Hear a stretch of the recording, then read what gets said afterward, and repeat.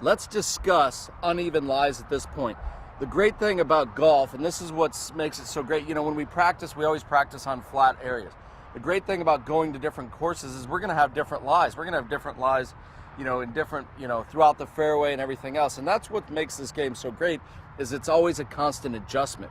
So here I've got the ball below my feet. I've got 148 yards to the hole, which typically is my 8-iron, okay? I can hit my 8-iron about 155. So what I've also got here is I'm a little into the wind. So that in itself will put me, it'll be a solid 8-iron, but what we've got to remember is that the ball's below our feet, and we want to do something a little bit different here. The general rule for you guys to understand when you're dealing with side hill lies, uphill lies, is that the ball will follow the slope. So in this case, the ball is below my feet. So the ball is going to curve, in this case, from left to right. Even if I'm a right to left player, it'll basically try to go to the right. So in this situation here, I've got to adjust. And what we want to do, first off, is we want to use our legs sort of as pistons. We need to get down to this ball with our knee bend, okay, this way. So the other thing I've done is I'm taking more club. Because of the extra length, that's going to make it easier to get down to the ball. Now, what I like to do here is I like to hit 3/4 punch shots. The idea of me hitting 3/4 punch shots is when I'm swinging something easier, even if I hit a 6-iron here, I'm going to hit it easier.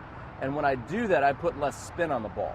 When I put less spin on the ball, I have more control. In other words, I'm not going to put as much side spin on this either, so it won't curve as much.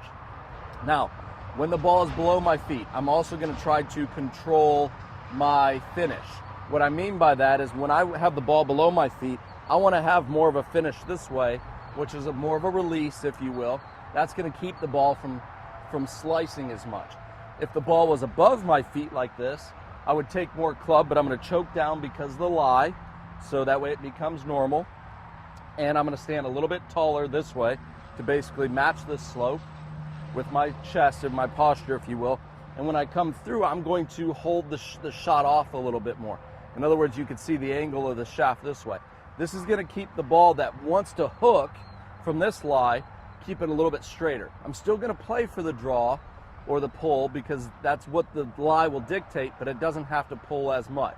So I hope you understand that. Understand that the ball will follow the slope, okay? Always take more club when you're on these lies like this, so that way you can hit it 3/4 and take less side spin off of it. So let's see how this works here.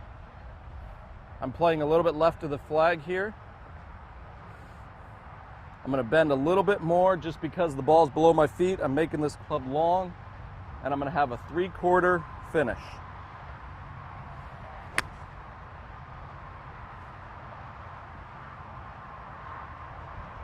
And that worked out pretty good. It's just a slight little baby fade there, which is perfect, which is what the lie will dictate. I've aimed left enough, and we're probably, 10 feet left of the hole.